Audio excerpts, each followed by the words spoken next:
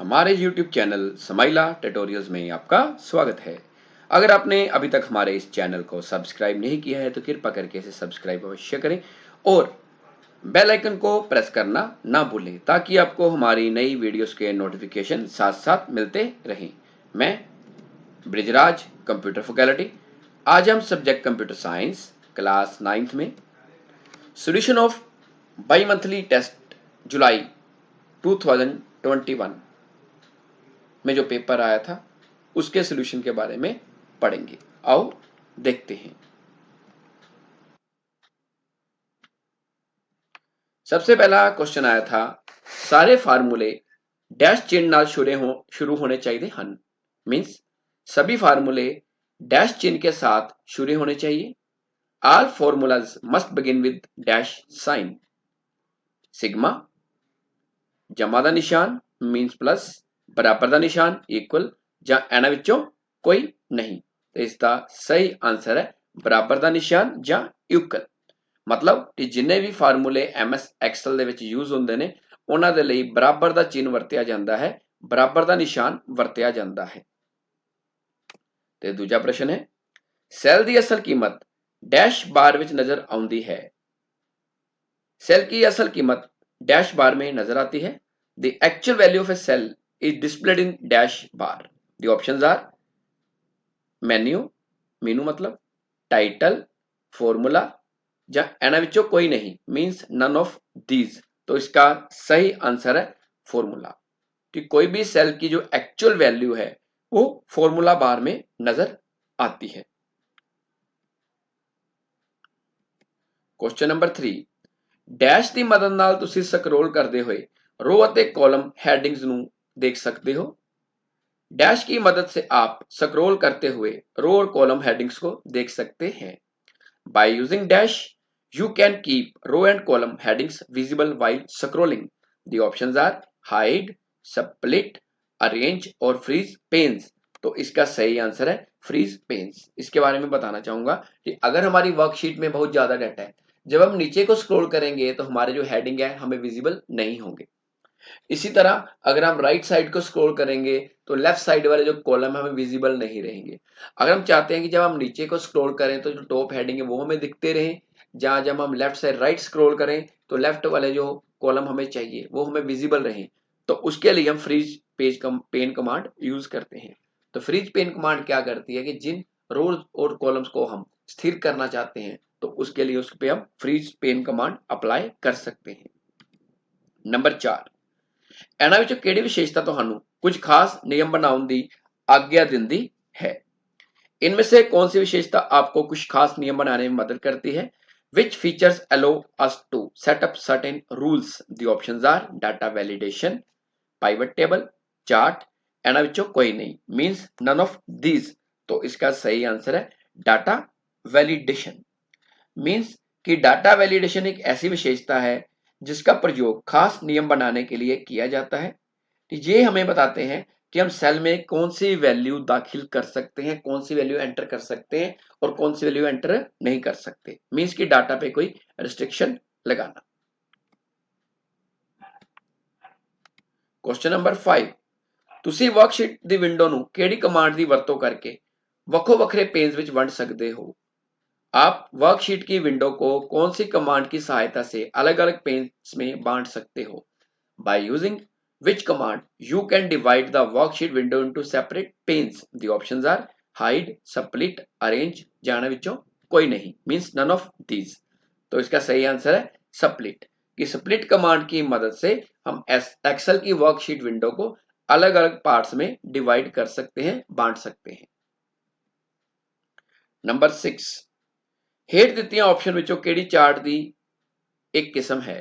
नीचे दिए ऑप्शन में से कौन सी चार्ट की एक किस्म है। Which of the following is a type of chart in MS Excel. Column, row, table और सेल। तो इसका सही आंसर है कॉलम।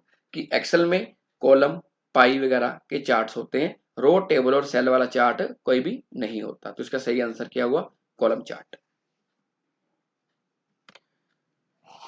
7वां क्वेश्चन है, सॉर्ट एंड फिल्टर कमांड किस टैब पे उपलब्ध होती है। सॉर्ट और फिल्टर कमांड्स किस टैब में उपलब्ध हैं। Sort and filter command is available on which tab. The options are home, insert, data और फार्मूला। इसका सही आंसर है डाटा, की जो सॉर्ट और फिल्टर कमांड है वो डाटा टैब में अवेलेबल होती है। नंबर 8, ਹੇਠ ਲਿਖਿਆ ਵਿੱਚੋਂ ਕਿਸ ਨੂੰ ਕਮਾਂਡਾਂ ਦਾ ਸਮੂਹ ਕਿਹਾ ਜਾਂਦਾ ਹੈ? निम्नलिखित में से किसको कमांड का समूह कहा जाता है? Which of the following is also known as group of commands? The options are pivot, macro, tree और रिकॉर्ड। तो इसका सही आंसर है मैक्रो। कि मैक्रो को कमांडों का समूह कहा जाता है। कि मैक्रो के बारे में बताना चाहूंगा कि मैक्रो ਵਿੱਚ ਅਸੀਂ ਲੜੀਵਾਰ ਕਮਾਂਡਾਂ स्टोर कर सकते हैं। मीन्स कि अगर हम काफी ज्यादा कमांड्स को रिकॉर्ड करना चाहते हैं तो उसके लिए हम क्या कर सकते हैं? मैक्रो। तो सिंपल वर्ड्स में कह सकते हैं कि एमएस एक्सेल में डाटा की रिकॉर्डिंग के लिए या कमांड की रिकॉर्डिंग के लिए हम मैक्रो यूज करते हैं। नेक्स्ट क्वेश्चन, एक्सेल ਵਿੱਚ किस कमांड ਦੀ ਵਰਤੋਂ रो ਅਤੇ ਕਾਲਮ ਨੂੰ स्थिर करने ਲਈ ਕੀਤੀ ਜਾਂਦੀ है? एक्सेल में कौन सी कमांड की आवश्यकता रो और कॉलम को स्थिर करने के लिए की जाती है? In MS Excel which command use to fix row column? The options are hide, view, freeze और पाइवट। तो इसका सही आंसर है फ्रीज। फ्रीज पेन कमांड के बारे में आपको पहले भी बताया था कि फ्रीज पेन कमांड की मदद से हम रो और कॉलम को स्थिर कर सकते हैं, जिससे क्या होगा कि जो हेडिंग हम चाहते हैं कि जब हम नीचे को स्क्रॉल करें तो हमें विजिबल रहे, जहां लेफ्ट से राइट मूव करें तो स्टार्टिंग वाले जो कॉलम है विजिबल रहे, तो उसके लिए हम फ्रीज कमांड या फ्रीज पेन कमांड यूज करते हैं।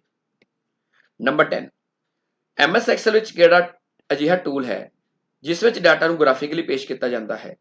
एमएस एक्सेल में कौन सा ऐसा टूल है जिसमें डाटा को ग्राफिकली पेश किया जाता है? Which tool is used in MS Excel to view data graphically? The options are function, formula, chart या इन्हां विचों कोई नहीं, मींस नन ऑफ दीज। तो इसका सही आंसर है चार्ट। कि एमएस एक्सेल में चार्ट की मदद से हम डाटा को ग्राफिकली शो कर सकते हैं। क्वेश्चन नंबर 11, फॉर्मेट कमांड किस टैब ते उपलब्ध होती है? फॉर्मेट कमांड किस टैब में उपलब्ध होती है? Format command is available on which tab? The options are home, insert, data और फॉर्मूला। तो इसका सही आंसर है होम। कि फॉर्मेट कमांड होम टैब में अवेलेबल होती है और फॉर्मेट कमांड की मदद से हम किसी भी टेक्स्ट का फॉन्ट चेंज कर सकते हैं, उसको बोल्ड, इटैलिक, अंडरलाइन कर सकते हैं, उसका साइज छोटा बड़ा कर सकते हैं और उसका कलर भी चेंज कर सकते हैं। नेक्स्ट क्वेश्चन 12, माइक्रोसॉफ्ट एक्सेल की वरतों किस लिए की जाती है? माइक्रोसॉफ्ट एक्सेल का उपयोग किसके लिए किया जाता है? MS Excel is used for which purpose? The options are गणनावां करने ਲਈ, फॉर कैलकुलेशंस, पत्र लिखने ਲਈ, फॉर राइटिंग एप्लीकेशंस, प्रेजेंटेशन बनाने ਲਈ, फॉर क्रिएटिंग प्रेजेंटेशंस, इन्हां विचों कोई नहीं, मींस नन ऑफ दीज। तो इसका सही आंसर है फॉर कैलकुलेशंस, गणनावां करने ਲਈ। मींस कि अगर हम किसी भी टाइप की मैथमेटिकल या साइंटिफिक कैलकुलेशन करना चाहते हैं तो उसके लिए जो एमएस एक्सेल सॉफ्टवेयर है वो सबसे सूटेबल है। क्वेश्चन नंबर 13, डाटा वैलिडेशन किहड़े टैब विच मौजूद हुंदा है? डाटा वैलिडेशन किस टैब में उपलब्ध होता है? On which tab data validation command is available? The options are data, page layout, insert और फॉर्मूला। तो इसका सही आंसर है data. Data validation command data tab में अवेलेबल होती है। इसकी मदद से हम देख सकते हैं कि सेल के अंदर कौन सी वैल्यू एंटर करनी है या कौन सी नहीं करनी, ये हम कुछ खास नियम बनाने की आज्ञा देती है। नंबर 14, गोल सिक ऑप्शन कित्थे मौजूद होंदी है? गोल सिक ऑप्शन कहां मौजूद होती है? Where is the goal seek option available? The options are pivot table, freeze, panes और व्हाट इफ एनालिसिस। तो इसका सही आंसर है व्हाट इफ एनालिसिस। मींस कि जो गोल सिक कमांड है ये एमएस एक्सेल के व्हाट इफ एनालिसिस कमांड का पार्ट है। इसमें यूजर अपनी पसंद के अनुसार जो रिजल्ट है उसे प्राप्त कर सकता है और उसके अकॉर्डिंगली जो भी वैल्यू है उसे दाखिल करने की आज्ञा देता है। तो इसका सही आंसर हुआ what if analysis. Question number 15, Microsoft Excel 2013 ਵਿੱਚ डाटा ਨੂੰ कॉपी करने ਲਈ शॉर्टकट की केड़ी है? माइक्रोसॉफ्ट एक्सेल 2013 में डाटा को कॉपी करने के लिए शॉर्टकट की कौन सी है? In MS Excel 2013 which shortcut key use to copy data? Control X, control P, control C और कंट्रोल वी। तो इसका सही आंसर है कंट्रोल सी। या अगर MS Word, Excel, PowerPoint किसी भी माइक्रोसॉफ्ट के सॉफ्टवेयर में अगर आप डाटा कॉपी करने चाहते हो तो उसकी शॉर्टकट की है कंट्रोल सी। कंट्रोल सी मतलब कॉपी। क्वेश्चन नंबर 16, फॉर्मूला विच वरते जाने वाले ਸੈੱਲ ਐਡਰੈਸ ਨੂੰ ਕੀ ਕਿਹਾ ਜਾਂਦਾ ਹੈ ਜਾਂ डैश भी किया जाता है। फार्मूला में उपयोग किए गए जाने वाले एड्रेस को डैश कहा जाता है। Cell address used in formula is also called as dash. Function, formula, address और सेल रेफरेंस, तो इसका सही आंसर है सेल रेफरेंस। एमएस एक्सेल में सेल के एड्रेस को सेल रेफरेंस बोलते हैं। तो इसके बारे में बताना चाहूंगा कि सेल रेफरेंस 3 तरह का होता है, एब्सोल्यूट, रिलेटिव और mixed. Question number 17, dash list विचों खास सूचना ਨੂੰ ਲੱਭਦਾ ਹੈ। डैश लिस्ट में से खास सूचना को ढूंढता है। Dash is used to find a certain information from the list. The options are sort, filter, cell reference या ना बच्चों कोई नहीं, means none of these। तो इसका सही आंसर है फिल्टर, कि अगर हमारे पास बहुत ज्यादा डाटा पड़ा है, उसमें से हम कुछ स्पेसिफिक डाटा ढूंढना चाहते हैं, तो उसके लिए फिल्टर कमांड यूज करेंगे। और ये फिल्टर कमांड है ये डाटा टैब में अवेलेबल होती है। नंबर 18, फंक्शन लाइब्रेरी किस टैब में होती है। फंक्शन लाइब्रेरी किस टैब में होती है। Function library is present in presence on which tab. The options are formula, page layout, data और इंसर्ट। तो इसका सही आंसर है फॉर्मूला, कि जितने भी हमारे फंक्शंस हैं वो सारे के सारे फॉर्मूला टैब में अवेलेबल होते हैं। क्वेश्चन नंबर 19, ਕਿਹੜੀ वर्कशीट ਵਿਚਲੇ डाटा ਨੂੰ एक खास क्रम ਵਿੱਚ व्यवस्थित करती है। कौन सी कमांड वर्कशीट में डाटा को एक खास क्रम में व्यवस्थित करती है। Which command is used to arrange data in particular order। the options are sort, filter, formula और chart। तो इसका सही आंसर है sort। sort कमांड की मदद से हम डाटा को अरेंज कर सकते हैं। इसमें हम डाटा दो वे से अरेंज कर सकते हैं, असेंडिंग और डिसेंडिंग ऑर्डर। क्वेश्चन नंबर 20, ਇਹਨਾਂ ਵਿੱਚੋਂ ਕਿਹੜੀ ਕਮਾਂਡ ਇੱਕ ਸੈੱਲ ਰੇਂਜ ਲਈ ਸਧਾਰਨ ਫੰਕਸ਼ਨ ਜਿਵੇਂ ਕਿ ਸਮ ਅਤੇ ਐਵਰੇਜ ਨੂੰ ਆਟੋਮੈਟਿਕ दाखिल करके नतीजा वापस करने लिए बरती जाती है। इनमें से कौन सी कमांड एक सेल रेंज के लिए साधारण फंक्शन जैसे कि सम और एवरेज को ऑटोमेटिक दाखिल करके परिणाम वापस करने के लिए उपयोग की जाती है। Which command allows to automatically return the results for a range of cells for common function like sum and average. The options are conditional sum, manual sum, auto sum या नन ऑफ दीज। तो इसका सही answer है auto सम। ये auto सम की मदद से हम सम और एवरेज को ऑटोमेटिकली एंटर करके रिजल्ट ले सकते हैं। क्वेश्चन 21, सही जहां गलत विच उत्तर दवो। हर एक फंक्शन का एक खास क्रम होता है जिसको सिंटैक्स कहा जाता है। हर एक फंक्शन का एक खास क्रम होता है जिसको सिंटैक्स कहा जाता है। Each function has a certain pattern which is known as syntax. इसका आंसर सही जहां गलत। तो इसका सही आंसर है ट्रू, मीन्स की सही, कि जब हम किसी फंक्शन को किसी मेथड से लिखते हैं, किसी वे से लिखते हैं, तो उसको बोलते हैं सिंटैक्स।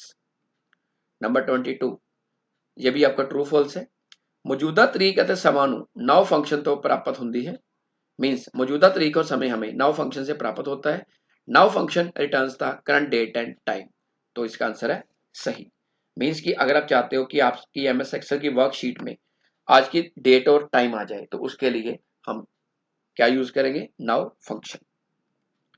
नंबर 23, ये भी ट्रू फॉल्स है। एक्सेल वर्कबुक में ज्यादा डाटा दाखिल नहीं कर सकते। मीन्स कि एक्सेल वर्कबुक में ज्यादा डाटा दाखिल नहीं किया जा सकता।